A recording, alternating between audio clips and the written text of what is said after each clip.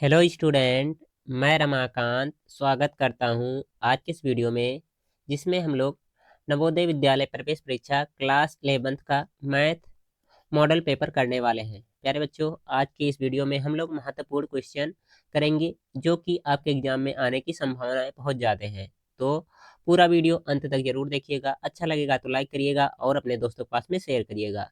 जो बच्चे हमसे नवोदय विद्यालय की तैयारी कर रहे हैं या फिर करना चाहते हैं, कमेंट बॉक्स में एक बार अपना नाम लिखेंगे और आप लोग कहाँ से बिलोंग करते हैं ये जरूर से जरूर लिखेंगे, ताकि हमें भी पता चले कि ये वीडियो कहाँ कहाँ से बच्चे देख रहे हैं। तो चलिए स्टार्ट करते हैं हम लोग क्वेश्चन। और जो बच्चे टेलीग्राम चैनल व्हाट्सएप ग्रुप नहीं ज्वाइन किए हैं, लिंक डिस्क्रिप्शन बॉक्स में मिलेगा, उन सबको भी ज्वाइन कर लेंगे, क्योंकि वहां पर भी आपको नोटिफिकेशन वगैरह दिया जाता है। और अगर जो आपको मेंटल एबिलिटी का पीडीएफ चाहिए तो टेलीग्राम पर मेरी आईडी पर मैसेज करिएगा। छोटा सा अमाउंट पे करने के बाद में आपको टेलीग्राम पर पीडीएफ दे दिया जाएगा। देखेंगे आज के सेशन का पहला क्वेश्चन। ठीक है, आपके एग्जाम में मैथ से 20 क्वेश्चन आएंगे। 20 क्या होंगे, एमसीक्यू क्वेश्चन होंगे। ठीक है, तो उन्हीं के आधार पर मैंने 20 एमसीक्यू सेलेक्ट करके लाया है, जो कि आपके लिए इंपॉर्टेंट है। तो ध्यान से देखिएगा आप लोग। इसमें क्या कह रहा है, यदि 65 और 117 के एचसीएफ को 65p माइनस 117 के रूप में व्यक्त किया जाए तो p का मान क्या होगा, आपको ये बताना है। देखिए, जो लिखा गया 65 और 117, इसका एचसीएफ कितना, इतना बता रहा है। तो पूछ रहा है आपका p का मान क्या होगा, ये आप लोग बताओ। तो सबसे पहले हम लोग निकालेंगे 65 जो दिया गया है और 117 इसका एचसीएफ। ठीक है, एचसीएफ में क्या करते हैं हम लोग, हाईएस्ट कॉमन फैक्टर देखते हैं। 65 का फैक्टर करेंगे, कितना आ जाएगा, 13 पच्चे 65 होता है, यानी कि 5 गुणे 13 हो जाएगा। ये 5 भी नहीं टूटेगा आगे और 13 भी नहीं टूटेगा आगे। ठीक है, तो अभाज्य गुणन करना मैंने कर लिया। 117 को करेंगे, 13 नंबर 117 होता है ना, तो 9 गुणे कितना हो जाएगा, ये हो जाएगा 13। अभी 9 को और तोड़ सकते हैं, तो तोड़ लीजिए, यहाँ कितना हो जाएगा, 3 गुणे 3 लिख सकते हैं हम लोग, 3 गुणे 3। एचसीएफ में क्या होता है आप लोग बताएंगे, जो कॉमन होता है वही लिया जाता है। तो 13 13 कॉमन है, यानी कि जो यहाँ पर लिखा गया है एचसीएफ किसका किसका, 65 और 117 का, ये कितना आएगा, केवल 13 आएगा। लेकिन क्वेश्चन में कितना दे रखा गया है, ये रखा गया है कि 65p माइनस 17 के रूप में है। ठीक है, तो इन दोनों को बराबर कर देंगे हम लोग। यहाँ पर मैं कर दे रहा हूँ 65p माइनस 117 इक्वल टू 13। अब यहाँ से 65p को हम लोग रोक कर रखेंगे और 117 इधर जाएगा, तो कितना हो जाएगा, 13 और प्लस में कितना हो जाएगा, 117 हो जाएगा। तो 65p इक्वल टू कितना हो जाएगा, जोड़ दो इन दोनों को, कितना आएगा जोड़ने पर, ये 7 3 10 का 0, एक कैरी हो जाएगा और 2 एक कितना हो जाएगा, 3 हो जाएगा, यहाँ से आ जाएगा 1। तो p बराबर निकालेंगे तो 65/130 यानी कि 2 आ जाएगा। तो सही कौन सा आंसर होगा, इस क्वेश्चन का बी ऑप्शन सही आंसर हो जाएगा। इंग्लिश वाले बच्चे नीचे देखते रहेंगे, ऊपर हिंदी में लिखा गया है। अगर जो ये क्वेश्चन आपको एकदम अच्छे तरीके से समझ में आ गया है तो जल्दी से थम्स अप कर देंगे। इसके बाद बढ़ेंगे हम लोग अगले क्वेश्चन की तरफ।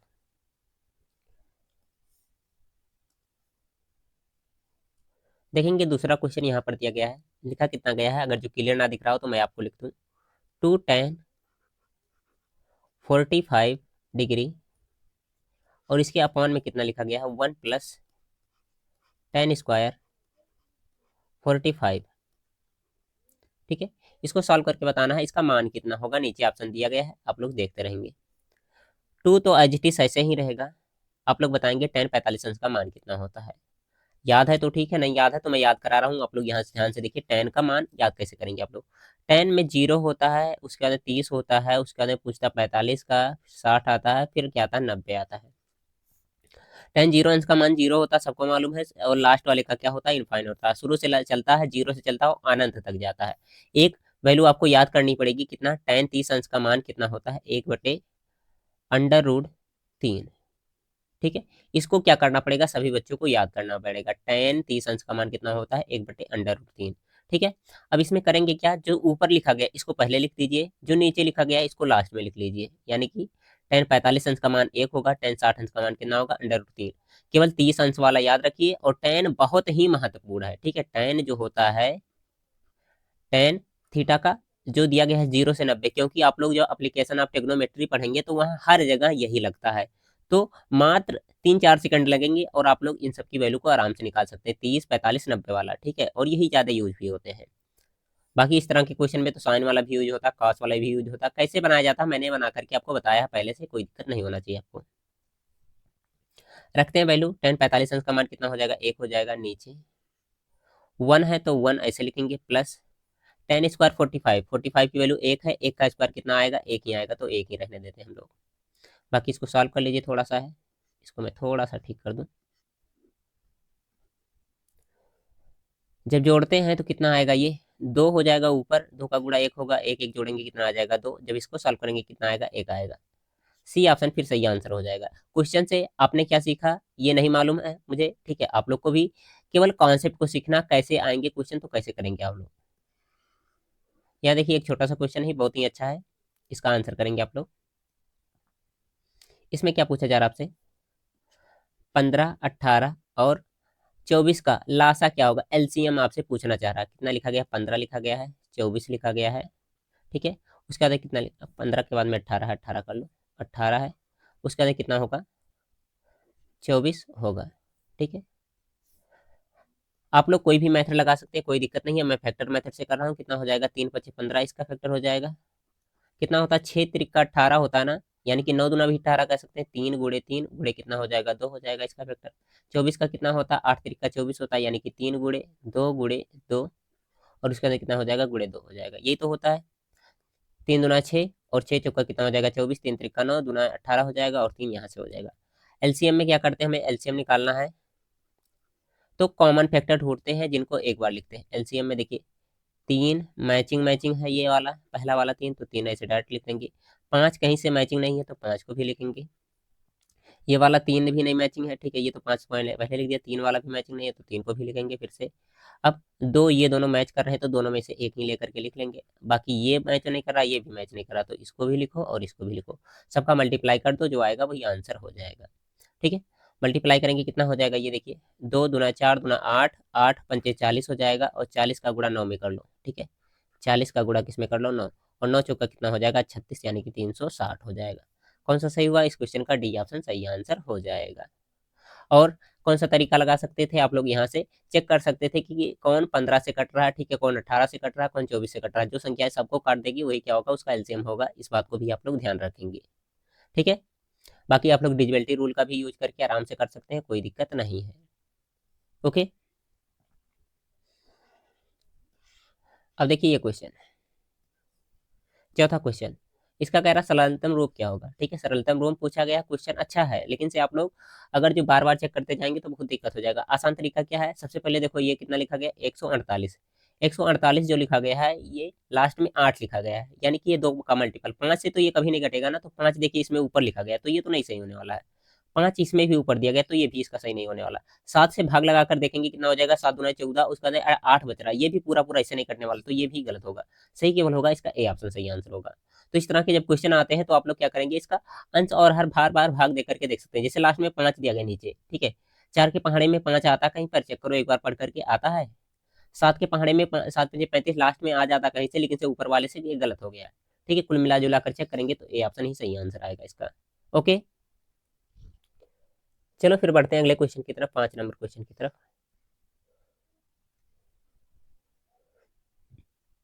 देखिए इसको, इसमें कह रहा है पी के किस मान के लिए समीकरण 3x माइनस वाई प्लस 8, लिख मैं यहाँ दे रहा हूँ, 3x minus Y plus 8 equal to 0, और 6x minus P Y equal to कितना लिखा गया, 16, इसको इधर लेकर आएंगे, माइनस में हो जाएगा 16 इक्वल टू 0, समपाती रेखीय निरूपित करता है।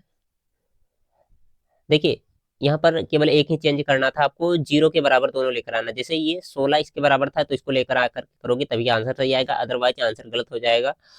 क्योंकि यहाँ देखिए माइनस प्लस का बहुत ज्यादा दिक्कत दिया गया ऑप्शन में, ठीक है, तो यही गलती कर सकते हैं आप लोग। बाकी क्वेश्चन तो आसान है, कोई दिक्कत नहीं है। इसको मैं इधर कर दे रहा हूँ थोड़ा सा। देखिए ये 1 यहाँ से मिलेगा हमें 8, उसके अंदर कितना हो जाएगा, B1 C1, A2 B2, उसके अंदर कितना है, C2 है, ठीक है, ये हो गया।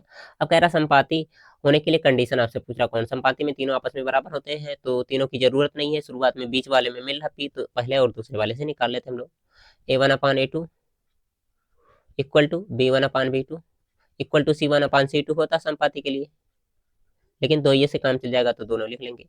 A1 की वैल्यू कितनी है 3, तो यहाँ पर लिख दो 3 बटे में 6 इक्वल टू, यहाँ से देखिए y की वैल्यू कितनी आई है, मतलब B1 की वैल्यू कितनी हो जाएगी -1 और C2 की वैल्यू कितनी हो जाएगी -P हो जाएगा।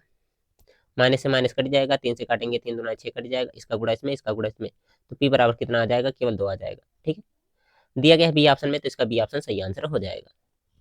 हाँ, इस क्वेश्चन में एरर है, इस बात को ध्यान दीजिएगा आप लोग, क्योंकि ये बराबर के इधर आएगा, तीसरा वाला पार्ट लेकर अगर जो सॉल्व करोगे तो इसका आंसर गलत आना है। ठीक है, तो यहाँ पर ये कर लेना 6x minus PY equal to minus का 16। ठीक है, तब प्लस में आएगा, तब दोनों का सेम सेम आंसर मैच करेगा, अदरवाइज ये गलत समीकरण दिया गया है, अपने हिसाब से देख लीजिएगा। फिलहाल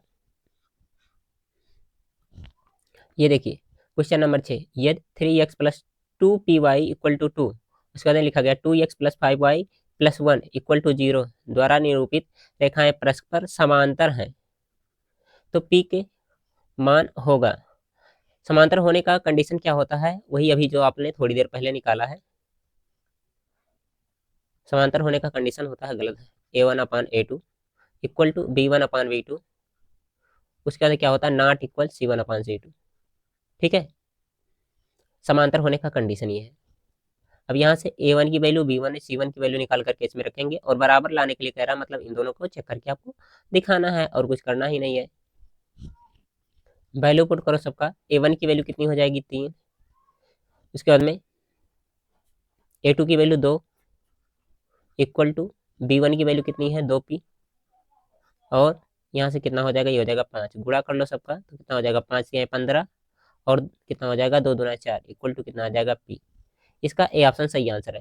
कह रहा p का मान बताइए कि p किसके बराबर है, तो हमने क्या निकाला, पहले और दूसरे को सॉल्व किया। अगर जो कहता है p किसके बराबर नहीं हो सकता, तो इन दोनों को लेकर के आप लोग सॉल्व करते हैं। ठीक है, उसको भी मैं करके दिखा दे रहा हूँ, क्योंकि वहाँ पूछा नहीं गया है, हो सकता है पूछ ले एग्जाम में, तो फिर क्या होगा, तो यहाँ से हो जाएगा 2p और बटे में कितना हो जाएगा 5 नॉट इक्वल।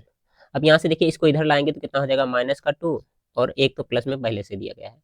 अब अगर जो इसको सॉल्व करना चाहें तो 2 से क्या हो जाएगा, 2 कट ही जाएगा आराम से, कोई दिक्कत ही नहीं है, यहाँ पर 1 बच जाएगा, और 5 का गुणा होगा, तो p नॉट इक्वल -5, मतलब p 5 के बराबर नहीं होना चाहिए, बस यही आपसे कहना चाह रहा है। ओके, बाकी आंसर तो हमारा शुरुआत में ही आ गया था।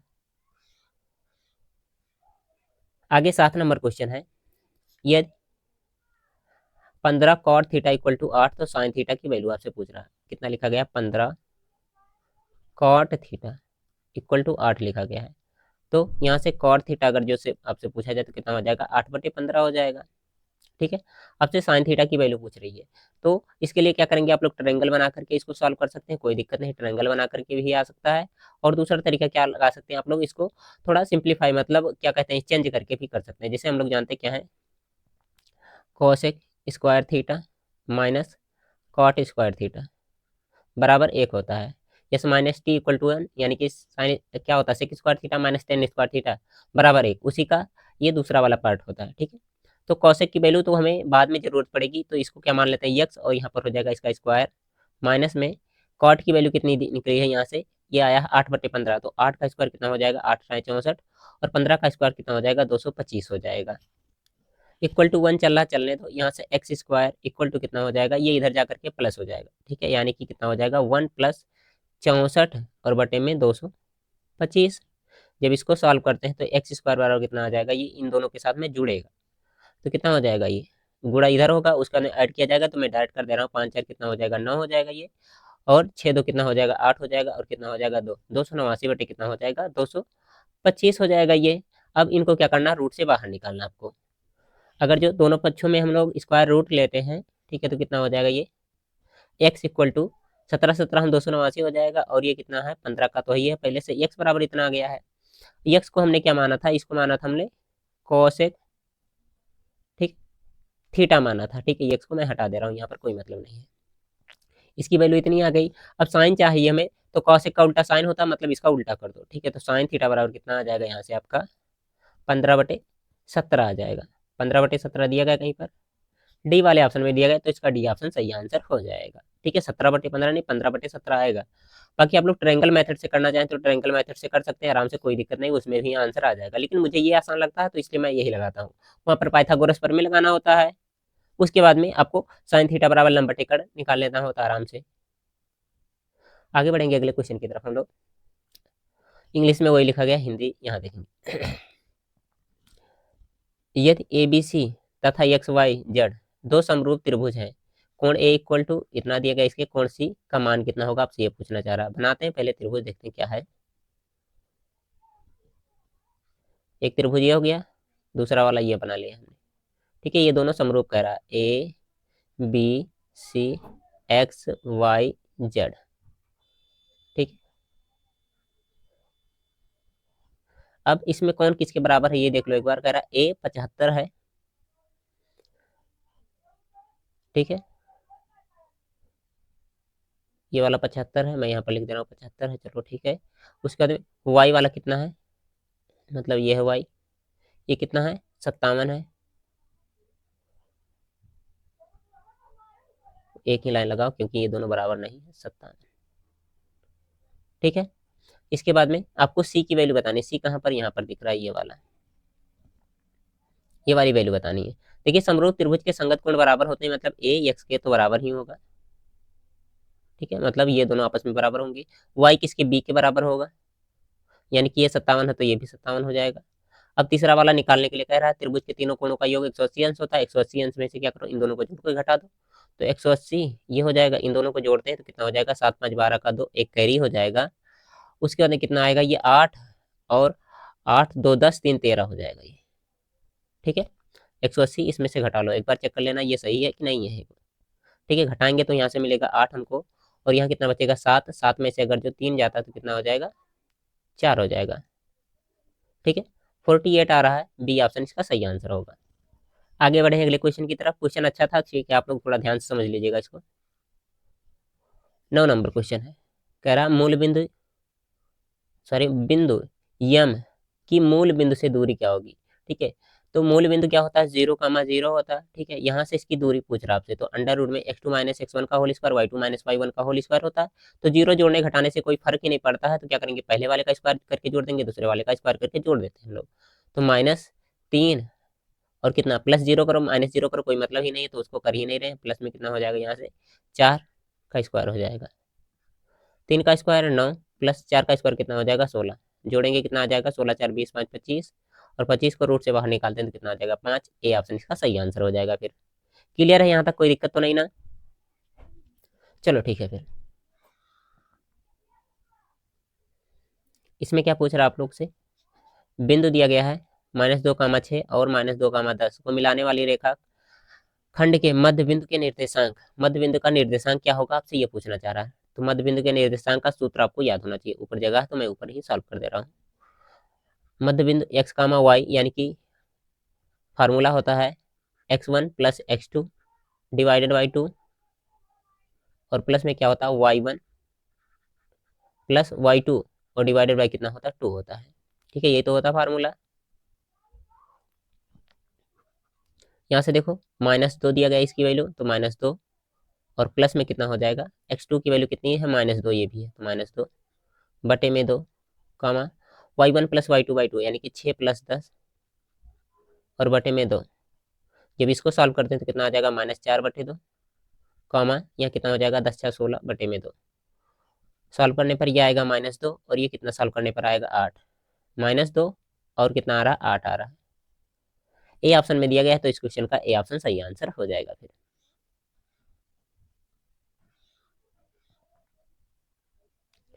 आगे बढ़ेंगे हम लोग, फिर इसके बाद में देखेंगे 11 नंबर क्वेश्चन। इसमें क्या कह रहा है, किसी समबाहु त्रिभुज ABC में यदि AD लंब है BC पर, उसके बाद AD स्क्वायर बराबर होगा किसकी, आपको ये बताना है। ये समबाहु त्रिभुज है, जो समबाहु त्रिभुज में तीनों भुजाएं बराबर होती है, मैंने बना दिया है। अब AD लंब है तो लंब मैं यहाँ पर खींच दे रहा हूँ, ये इसका नाम है ABC और ये कौन हो जाएगा, AD लंब हो जाएगा। लंब मतलब 90 डिग्री का एंगल ये बनाएगा और इसको क्या करेगा, समद्विभाजित करेगा। इसको भी जानिएगा आप लोग। इसको मान लेते हैं 2x है, ठीक है। ये भी कितना होगा 2x होगा, ये टोटल 2x होगा, यानी कि आधा करेंगे तो x ये होगा। हमें ये वाली वैल्यू निकालनी है। ये क्या है आपका एडी है, एक प्रकार से लंब है। एडी का स्क्वायर इक्वल टू कितना हो जाएगा, ए बी का स्क्वायर माइनस बी डी का स्क्वायर, क्योंकि कर्ण में से क्या करते हैं आधार को घटाते हैं हम लोग, ठीक है। तो यहाँ से देखिए इसकी वैल्यू कितनी है 2x है, तो 2x लिखो और इसका स्क्वायर कर दो। स्क्वायर यहाँ से करेंगे, माइनस में कितना हो जाएगा, नीचे है x तो यहाँ पर हो जाएगा x, इसका भी स्क्वायर कर देंगे। 2 का स्क्वायर 4 हो जाएगा, x का स्क्वायर x स्क्वायर हो जाएगा, माइनस में यहाँ से जब घटाते हैं मतलब स्क्वायर करेंगे केवल x स्क्वायर होगा, फिर घटाएंगे तो कितना आ जाएगा 3x स्क्वायर हो जाएगा।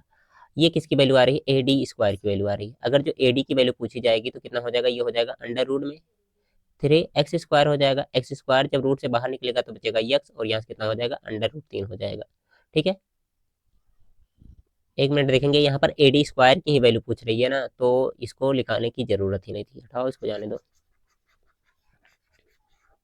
हमें किसके टर्म में चाहिए, सी डी के टर्म में चाहिए। सी डी कितना दिया गया है, ये दोनों सी डी एक्स के बराबर है, तो यहाँ कितना हो जाएगा 3 और एक्स की जगह पर कितना आ जाएगा, यहाँ से हो जाएगा सी डी, इसका स्क्वायर हो जाएगा 3 CD स्क्वायर, इसका डी ऑप्शन फिर सही आंसर हो जाएगा। ओके, चलिए 12 नंबर क्वेश्चन देखते हैं और इसका सॉल्यूशन हम लोग करते हैं। यहाँ पर क्या दिया गया है, त्रिभुज ए बी सी के शीर्ष के निर्देशांक क्रमशः दिए गए हैं, ठीक है। उसके बाद में बी सी का मध्य बिंदु डी है, तो ए डी की माप होगी कितनी होगी आपको ये बताना। मैं इसको थोड़ा सा छोटा कर दूं, उसके बाद में हम लोग इसको सॉल्व करेंगे। हाँ बस इतना रहने दो, इसको थोड़ा सा इधर कर लो। त्रिभुज के बारे में कह रहा तो सबसे पहले हम लोग बना लेते हैं त्रिभुज। यहाँ पर ये तो वर्ग बन रहा है, यहाँ से हो गया त्रिभुज, इसका नाम है ए बी सी। निर्देशांक कितना हो जाएगा, इसका हो जाएगा 7, 5, 5, 7 बी वाले का दिया गया है और सी वाले का कितना दिया गया है, -3, -3 दिया गया है। अब क्या कह रहा है, बी सी का मतलब इस और इस पॉइंट का मध्य बिंदु डी है यहाँ पर, और आपको ए डी की लेंथ बतानी है, मतलब यहाँ से यहाँ तक की डिस्टेंस क्या है यही आपको बतानी है। तो सबसे पहले डी का निर्देशांक निकालना पड़ेगा, उसके बाद में ए और डी के बीच की दूरी निकालनी पड़ेगी। डी यहाँ पर मध्य बिंदु है, तो मध्य बिंदु का निर्देशांक क्या होता है, x, y equal to x1 plus x2 by 2, x1 plus x2 divided by 2, comma y1 plus y2 और डिवाइडेड बाई क्या होगा 2 होगा। शुरुआत में x1 y1 x2 y2 ऐसे ही चलता है। x1 की वैल्यू कितनी हो जाएगी 5 प्लस x2 की वैल्यू कितनी हो जाएगी -3 और बटे में कितना आ जाएगा 2, comma y1 plus y2 by 2 यानी कि यहाँ हो जाएगा 7 प्लस 3 और इसके बटे में कितना आ जाएगा 2 आ जाएगा। जब इसको सॉल्व करते हैं तो कितना 5 प्लस माइनस माइनस हो जाएगा, 5 में से 2 घटाएंगे 3 घटाएंगे तो 2 आ जाएगा, यानी कि 2/2 हो जाएगा, कॉमा इसको जोड़ेंगे तो कितना आ जाएगा 10 और 10/2। इन दोनों को सॉल्व करना चाहो तो 1 हो जाएगा यहाँ पर और यहाँ पर कितना हो जाएगा 5। कहने का मतलब क्या है, डी का निर्देशांक जो आया है तो 1,5 आया है, ठीक है। अब ए और डी के बीच की दूरी निकालना है तो दूरी निकाल लेते हैं, मैं इसको थोड़ा सा इधर कर दे रहा हूँ। दूरी का फार्मूला क्या होता है, अंडर रूट में x2 माइनस x1 का whole square plus y2 minus y1 का होल स्क्वायर। वैल्यू पुट करेंगे यहाँ पर हम लोग, x2 की वैल्यू कितनी हो जाएगी, किसी को मान लो x1, किसी इसको मान लेना x1 y1, ये हो जाएगा x2 y2 हो जाएगा, ठीक है। तो एक में से क्या करना आपको, -7 करना है, इसका स्क्वायर हो जाएगा, y2 5 हो जाएगा और 5 में से 5 घटाना है। देखिए एक में से 7 घटाएंगे तो माइनस का 6 आएगा, -6 का स्क्वायर कितना हो जाएगा, माइनस माइनस प्लस और कितना हो जाएगा 36 हो जाएगा। और यहाँ से कितना आ जाएगा, 5 में से 5 घटाएंगे तो कितना आ जाएगा 0 आ जाएगा। जब इसको सॉल्व करते हैं तो कितना आ जाएगा, 0 जोड़ोगे 36 आएगा, 36 को रूट से बाहर निकालोगे कितना आएगा, केवल 6 आ जाएगा। 6 दिया गया है, कहीं देख लीजिए एक बार, 6 यूनिट दिया गया है सी वाले ऑप्शन में, तो इस क्वेश्चन का सी ऑप्शन सही आंसर हो जाएगा। क्लियर है, यहाँ तक कोई दिक्कत तो नहीं होनी चाहिए आप लोग को, ठीक है। फिर आगे देखेंगे हम लोग इस 13 नंबर क्वेश्चन को। इसमें क्या कह रहा है, सेक थीटा इक्वल टू 2, तो थीटा का मान क्या होगा, बहुत ही आसान सा क्वेश्चन है, कर लेंगे आप लोग। सेक थीटा इक्वल टू 2 दिया गया है, आपको थीटा की वैल्यू पूछ रहा है। आप लोग जानते हैं क्या, साइन जो होता है 30 अंश का मान होता है 1/2 होता है, ठीक है। और कॉस 60 का मान कितना होता है, 1/2 होता है। और cos का उल्टा sec होता है, तो sec का मान कितना होता है, sec 60 अंश का मान कितना आता है, 2 आता है केवल। ठीक है, इसका ये उल्टा चलता है।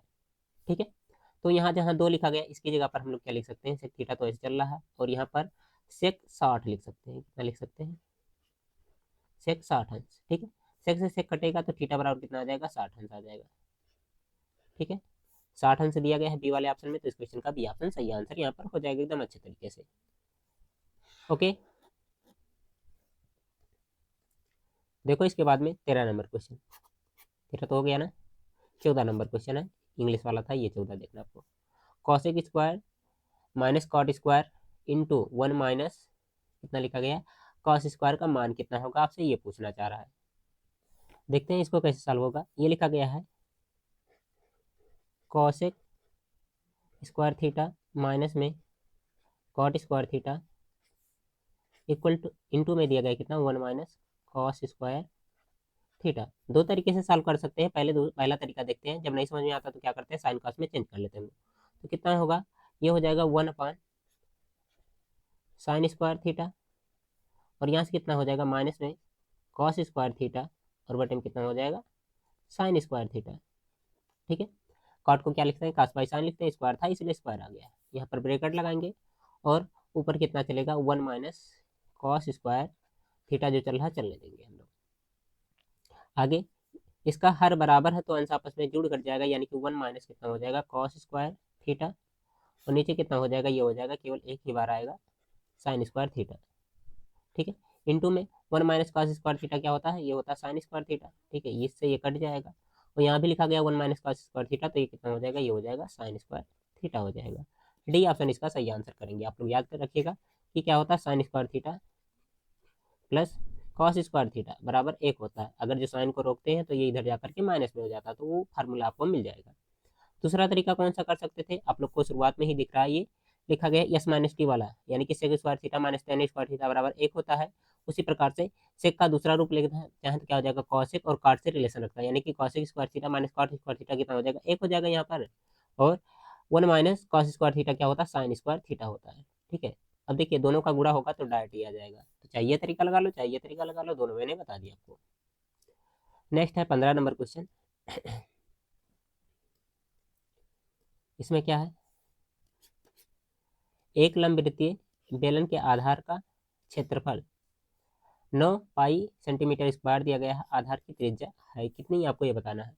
देखिए बेलन का जो आधार होता है वो क्या होता है, वृत्ताकार होता है, यानी कि वृत्त का ये क्षेत्रफल दिया गया है। क्या दिया गया, वृत्त का क्षेत्रफल दिया गया है, कितना दिया गया है, 9 पाई दिया गया है। ठीक है, जो बेलन होता है वो वृत्ताकार होता है। अगर जो देखना चाहो इसको डायग्राम से तो इस तरह से देख सकते हो, एक मिनट रुकेंगे जस्ट। हाँ, देखिए कुछ इस तरह से बेलन होता है, और नीचे वाला जो पार्ट दिख रहा है ये सर्कल दिख रहा है, यानी कि वृत्त दिख रहा है। तो वृत्त का क्षेत्रफल लगा करके इसको हम लोग सॉल्व कर लेंगे। ठीक है, फार्मूला क्या होता है, वृत्त का क्षेत्रफल पाई आर स्क्वायर होता है, इक्वल टू कितना हो जाएगा, 9 पाई। पाई से क्या होगा, पाई कट जाएगा, आर स्क्वायर इक्वल टू 9 आ रहा है, तो आर बराबर कितना आ जाएगा, 3 आ जाएगा। ठीक है, इसका ए ऑप्शन सही आंसर फिर यहाँ पर होगा। कभी कभी इतना निकालने के बाद में आपसे परिध भी पूछ सकता है, तो परिध निकालने के लिए 2 पाई आर मतलब उस वाले फार्मूले पर रख करके सॉल्व कर लेना।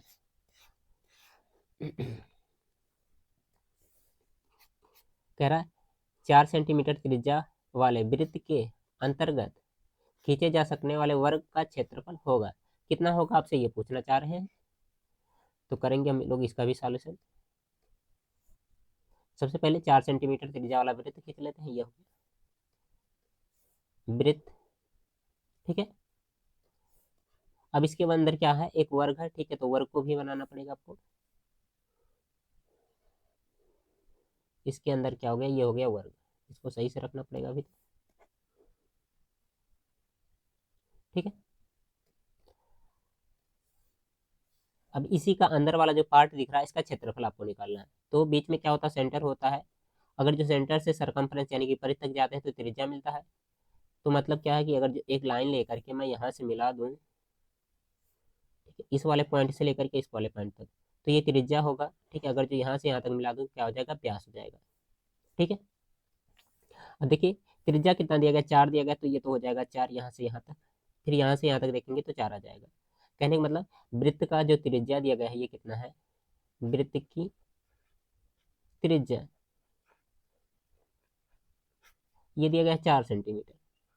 ठीक है, अगर जो मैं आपसे पूछूं व्यास कितना होगा वृत्त का, यानी कि डायामीटर, ठीक है, रेडियस कहते हैं त्रिज्या को और व्यास को क्या कहते हैं, डायामीटर, ये कितना हो जाएगा, 4 4 8 सेंटीमीटर हो जाएगा, क्योंकि दोनों को जोड़ने पर ही व्यास मिलेगा। और ये जो व्यास है ये क्या है, वर्ग का विकर्ण है। ठीक है, क्या वर्ग का विकर्ण भी है यही,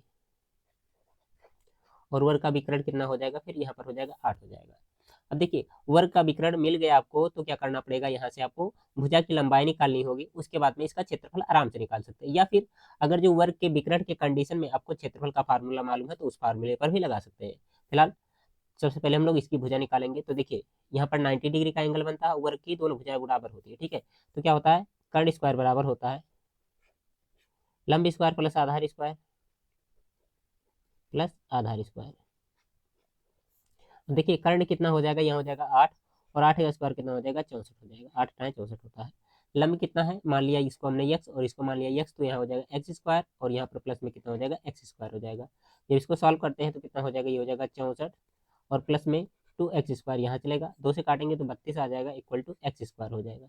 ठीक है, अब हम यहाँ पर एक्स स्क्वायर इक्वल टू 32 आया, मतलब वर्ग का भुजा का स्क्वायर कितना आ रहा है, 32 आ रहा है। वर्ग का क्षेत्रफल क्या होता है, वर्ग का क्षेत्रफल इक्वल टू होता है भुजा का स्क्वायर, क्या होता है, भुजा का स्क्वायर, और भुजा स्क्वायर की वैल्यू कितनी आई है, 32, तो इस क्वेश्चन का बी ऑप्शन सही आंसर हो जाएगा 32, डायरेक्ट यहाँ पर लिख लीजिएगा। ये मत कोशिश करिएगा कि इसको रूट से बाहर निकालेंगे फिर वो करेंगे, ये डायरेक्ट आपको मालूम है कि वर्ग का जो आप लोग एरिया निकालते हैं, ठीक है, मतलब स्क्वायर का एरिया निकालते हैं तो उस कंडीशन में क्या होता है, साइड का स्क्वायर होता है। ठीक है, तो उस पर डायरेक्ट कर सकते हैं आप लोग, कोई दिक्कत नहीं होना चाहिए। यहाँ तक क्लियर है। 17 नंबर क्वेश्चन देखेंगे, यहाँ पर माध्य का क्वेश्चन दिया गया है। ठीक है, तो माध्य निकालने का जो तरीका होता है उसी तरीके से लगाएंगे। इस क्वेश्चन को थोड़ा सा लंबा है इसलिए मैं आपको यहाँ पर नहीं करवा रहा हूँ, अगर जो आपसे नहीं सॉल्व होगा तो कहिएगा, मैं इसके लिए अलग से वीडियो बना करके बता दूंगा, आप लोग इसका क्वेश्चन आराम से सॉल्व कर पाएंगे। ओके, बाकी प्रीवियस ईयर के जो क्वेश्चन पेपर मॉडल पेपर कराए गए हैं उनका भी सॉल्यूशन आप लोग करते रहिएगा। इसको देखेंगे 18 नंबर क्वेश्चन, एक पासे को एक बार फेंका जाता है। ठीक है, एक अभाज्य संख्या आने की प्रायिकता होगी। अगर जो पासा फेंकते हैं हम लोग तो 1 आता है, 2 भी आ सकता है, 3 भी आ सकता है, 4 भी आ सकता है, 5 भी आ सकता है, 6 भी आ सकता है, 6 तक ही लिखे होते हैं। अब अभाज्य संख्या आने की प्रायिकता, वैसे टोटल कितने आ गए, 6 अंक आ गए। अभाज्य कौन होता है, 2 भी अभाज्य हो जाएगा, यहाँ से 3 होगा, और क्या होगा, 5 होगा। ठीक है, कितनी 1 2 3 संख्याएं आई, टोटल कितना है, 6 है। जब इसको सॉल्व करेंगे तो कितना आ जाएगा, 1/2 आ जाएगा। 1/2 बी ऑप्शन में दिया गया, तो इस क्वेश्चन का बी ऑप्शन सही आंसर हो जाएगा। देखेंगे हम लोग 19 नंबर क्वेश्चन, इसमें क्या कह रहा है, किसी वृत्तीय वितरण का माध्य दिया गया है, माध्यिका दिया गया है। ठीक है, तो बहुलक आपसे पूछ रहा है क्या होगा। तो बहुलक निकालने के लिए क्या करेंगे, मैं इसको थोड़ा सा इधर कर दे रहा हूँ, जगह इधर हो जाएगा। बहुलक का फार्मूला होता है, बहुलक बराबर होता है 3 माध्यिका और माइनस में क्या होता है, 2 माध्य। ठीक है, ये तो होता फार्मूला। अब देखिए 3 यहाँ पर रखेंगे और माध्यिका कितना है, 21 है, 21 हो जाएगा, -2 गुणे माध्य कितना दिया गया है, 20.5 दिया गया है। जब इसको सॉल्व करते हैं तो कितना हो जाएगा, 3 1 3 और 3 दूना 6 हो जाएगा, माइनस में 5 दूना 10 का 0, एक कैरी हो जाएगा, और 20 दूना 40 और एक कितना हो जाएगा, 41 दशमलव यहाँ बीच में लगने वाला है। एक को मैं थोड़ा सा इधर कर दे रहा हूँ। घटा लो, जो घटाने पर आएगा वही आंसर हो जाएगा। 3 में से 1 घटाते हैं 2 आ जाएगा, और 6 में से 4 घटाते हैं कितना आ जाएगा, 2 आ जाएगा। 22 इस क्वेश्चन का डी ऑप्शन सही आंसर हो जाएगा। ओके, आगे बढ़ेंगे 20 नंबर क्वेश्चन की तरफ। देखिए इसमें क्या कह रहा है, निम्नलिखित में से कौन सी किसी घटना की प्रायिकता नहीं हो सकती, मतलब कौन सी ये घटना की प्रायिकता नहीं हो सकती, आपसे ये पूछना चाह रहा है। देखिए कोई भी प्रायिकता होगी वो क्या होगी, आपकी 1 से कम आती है। ठीक है, ठीक है, 0 से 1 के बीच में आती है। अगर जो बटे में बात की जाए, ठीक है, तो ये क्या होता है, ये भी 0 से 1/1 के बीच में आएगा, हमेशा ये जानकर रखिए। प्रायिकता माइनस में नहीं हो सकती है, और क्या होगा, जब प्रायिकता को हम लोग सॉल्व करेंगे तो 1 से ज़्यादा नहीं आना चाहिए। जैसे यहाँ से 2/3 लिखा गया है, तो भाग लगाएंगे तो 0 समथिंग आएगा, यहाँ 3/5 लिखा है समथिंग आएगा, यहाँ 1 लिखा गया, ये तो हो सकता है। लेकिन यहाँ देखो 4/3 लिखा गया है, जब 4 भाग लगाते हैं तो कितना हो जाएगा, पहले तो एक बार चला जाएगा, उसके बाद में दशमलव लग करके अंक आएंगे ना, तो ये कभी प्रायिकता नहीं हो सकती है। ठीक है, और नहीं ही पूछ रहा तो इस क्वेश्चन का कौन सा ए ऑप्शन सही आंसर यहाँ पर हो जाएगा। ओके, तो ये थे मैथ के 20 बहुविकल्पीय क्वेश्चन, ठीक है, जो आपके एग्जाम के लिए बहुत ही महत्वपूर्ण है। आपको इन क्वेश्चन को सॉल्व कर लेना चाहिए, और साथ ही साथ में जो आपके एनसीईआरटी बुक में क्वेश्चन दिए गए हैं उनका सॉल्यूशन करिए, और जितना मैंने क्लास करवाया है उसका भी सॉल्यूशन करते रहिए। अगर जो आपको कोई चीज़ में दिक्कत है तो उसके लिए कमेंट बॉक्स में कहिए, उससे रिलेटेड भी वीडियो में लाने की कोशिश करूंगा। ओके, बाय बाय प्यारे बच्चों।